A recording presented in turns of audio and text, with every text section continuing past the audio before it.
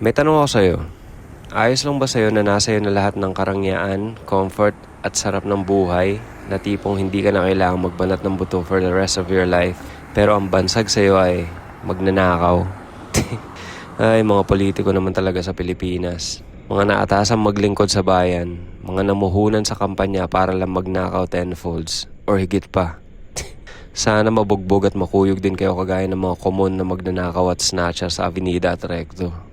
Hindi naman talaga ako maalam sa politika at wala akong interest or whatsoever pero tangina nakakayamot na eh. Hindi kasi pwedeng matabunan lang ng bagong uso at makalimutan lang yung issue. Pero okay lang, bigyan nyo lang ako ng Honda CL500 na matte brown or yung bagong Goldwing na kulay gray. At hindi ko na kayo mumurahin every time makita ko kayo sa TV. Alright, balik na lang tayo sa arts at kwento.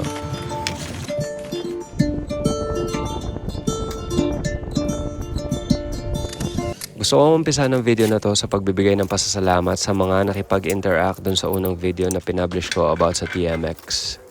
Salamat sa mga nagkomento at nagbigay ng karagdagang impormasyon tungkol sa motor natin. Hindi ko akalain na aabot sa ganun karami ang makakapanood. Salamat at nakitaan nyo ng value kahit paano ang simpleng video essay na yun. Marami akong activities na regular na ginagawa. Pero meron akong dalawang bagay na na-enjoy ng sobra sa edad ko ngayon. Ang pagkuha ng letrato at mini adventures gamit ang motor. Sa pagmumotor, most of the time solo lang talaga ako eh. Ayoko ng group ride eh. Kung may makasabay man ako, yun ay mga malalapit na kaibigan lang na kaparehas kong mabagal ang pacing at may genuine interest na mag-obserba at mag-appreciate sa kapaligiran. Mga mabababaw ang kaligayahan. Yung tipong makakita lang ng ibang kulay ng langit at magandang sunrise ay mapapatigil at mapapabuntong hininga. Mga senti. Ayoko nang may hinahabol. Ayoko rin nang nagpapaantay. Gusto ko lang hawakan ang sarili kong oras at makatigil sa isang lugar at my own volition.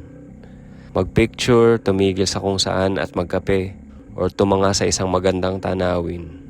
Sakto din kasi palagi ako may dalang camera para ma-document yung mga magagandang bagay na nakikita ko.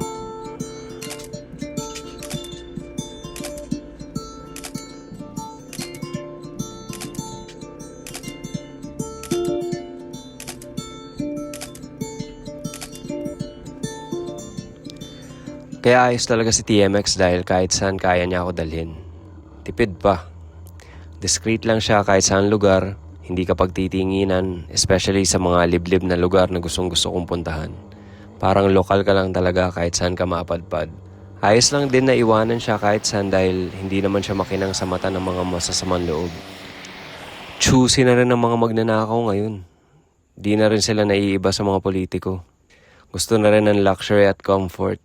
Gusto na nila may features, ABS, traction control, at real-time navigation at GPS. Para talaga namang Grand Theft Auto ang experience kapag tinangay na nila ang motor mo. Alam nyo ba na ang CG125 or mas kilalang TMX dito sa atin ay paboritong motor ng mga Taliban? Oo, sila. Ginawa nilang tactical tool ang CG125 sa Afghanistan para sa kanilang mga operations. Na-feature pa nga sa isang sikat na magazine dun sa kanila.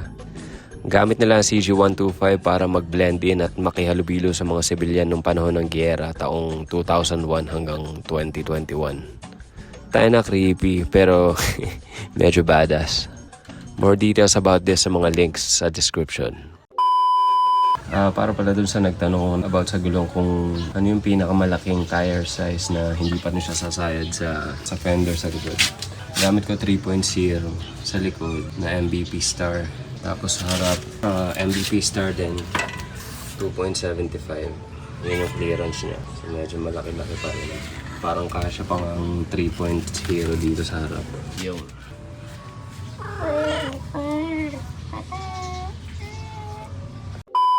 Sa pagmumotor, parang pagkakaroon ng kontentong buhay lang naman yan.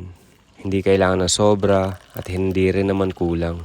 Balanse lang para magaan dalhin. Nasa threshold na lang ng bawat tao kung saan yung level ng kanyang pagkakontento. In my case, ayoko na ng masyadong komplikasyon at mga bagay na dadagdag pa sa isipin ko. Gusto ko lang mag-enjoy sa kung anong meron ako ngayon. TMX is a tool for me, not an accessory. Andyan lang siya palaging malinis at ready kapag aalis na kami. Nako, parang medyo mahaba na naman tong video na to. Tapusin ko na lang sa pagbibigay ng medyo solid na quote na nakama-cross ko nung nakaraan. Ito siya. Growth requires looking fucking stupid for a little while. No? Di ba? Tama no?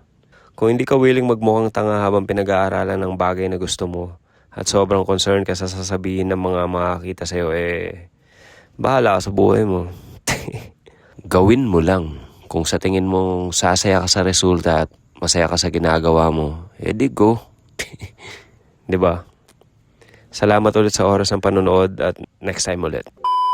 Kung gusto niyo pala makita kung paano ko nililinis si TMX, iiwan ko na lang tong video na to dito. Enjoy. Salamat ulit.